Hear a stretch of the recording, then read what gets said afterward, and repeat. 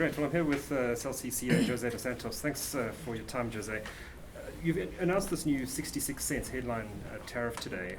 What sort of take-up do you expect of this package compared to your 99-cent tariff, which comes with the supercharge benefits? Yeah, Duncan, it was actually a simple decision for us. I think, we have to fulfill our products in line with what our consumers want. And there's a lot of consumers who understand the value of supercharge. And supercharge actually gives you a more cost-effective rate to communicate because it gives you value in data, SMS, and voice. And that's where consumers are going to today. They really don't communicate just on the voice side. They see the value. And supercharge has worked well for us. You've seen the numbers. You've seen our growth. 66 cents was really just for us to make sure that we maintain our leadership in terms of a price point. We've created a tariff which is more cost-effective than what the incumbents have launched at 79 cents. And that's for consumers who say, look, I'm not interested in any other value that you add in supercharge. We're not a data surfer. We don't use texting.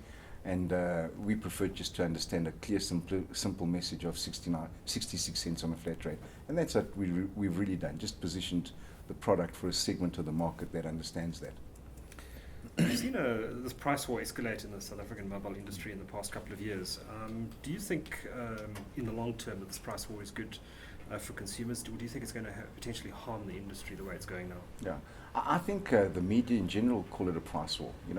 Cell C doesn't refer to it as a price war. I think what we do is we're trying to bring cost-effective communications to the market and South Africans at large. And what we've done is we've been exceptionally good at bringing it to the prepaid segment over the last 2 years. We've cemented that position. We've got phenomenal growth. We will continue to be very strategic in that area. We've got some really good surprises coming forth on prepaid, and we'll grow that segment. But we've also spent a lot of time fixing up our back office, and we've now taken cost-effective communications into the contract market, the postpaid market. And that's what we announced today, is really, those high net worth customers, small business enterprises, families, move your contracts over to Cell C. There's no frills.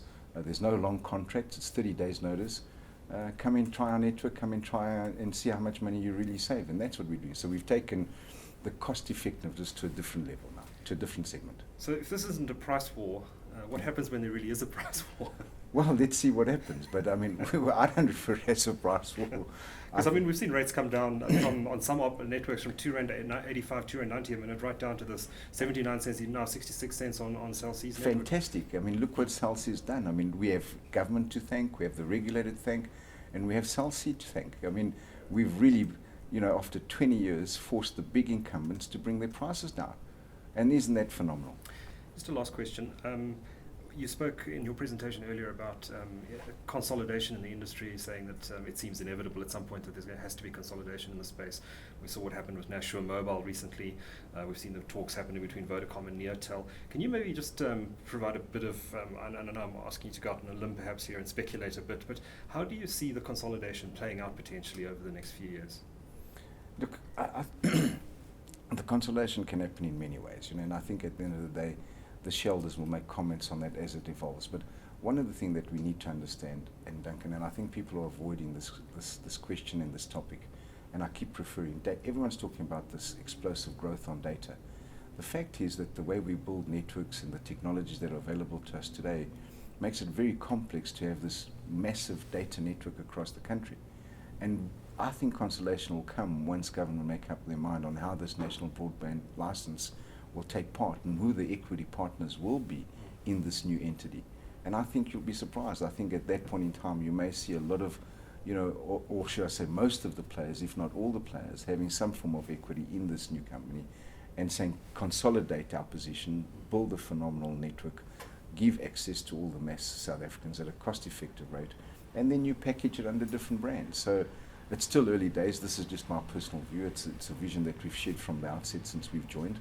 And I think it's something that we need to pursue. And I think there's a lot of debate and a lot of constructive discussions that need to take place, that we ensure we provide a phenomenal data network in this country, because we're not seeing it at this point in time. We're not nowhere getting the speeds that we should be getting, like we see in developed countries in Europe and North America. So we need to really be clear of that. And I think that's where consolidation will come in more ways than one. Thank you for your time. Thanks, Duncan.